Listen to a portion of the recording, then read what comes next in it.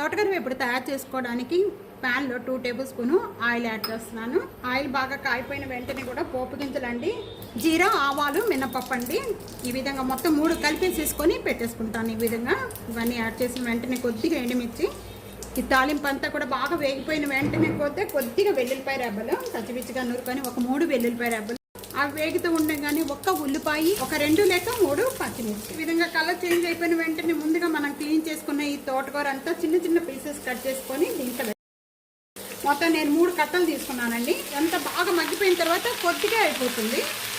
మూత పెట్టేసేసుకొని ఒక 3 మినిట్స్ వరకు కూడా మీడియం ఫ్లేమ్లో మగ్గించేసేయాలండి. ఇప్పుడు ఓపెన్ చేద్దామండి.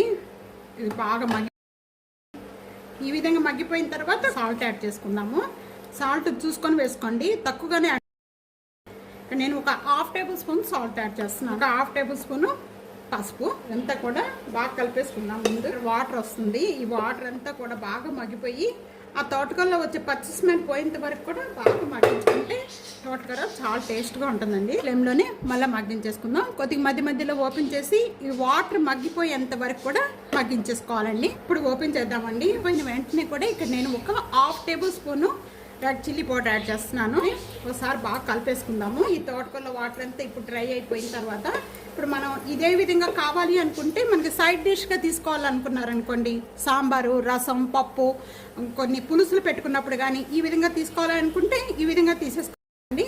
కానీ ఇది గ్రేవీగా తీసుకునే వాళ్ళైతే కనుక కొద్దిగా వాటర్ యాడ్ చేసేసుకొని మళ్ళీ ఉడికించేసుకుందాం. ఎక్కువ వాటర్ కాదు, కొద్దిగా వాటర్ యాడ్ చేస్తున్నాము, మగ్గించేసుకుందాము. చాలా టేస్ట్గా ఉంటుందండి. కొద్దిగా తోటకూర కలుపుకొని తినడానికి కూడా ఇలాగా గ్రేవీగా ఉంటే స్టవ్ బంద్ చేసేసుకుందాం.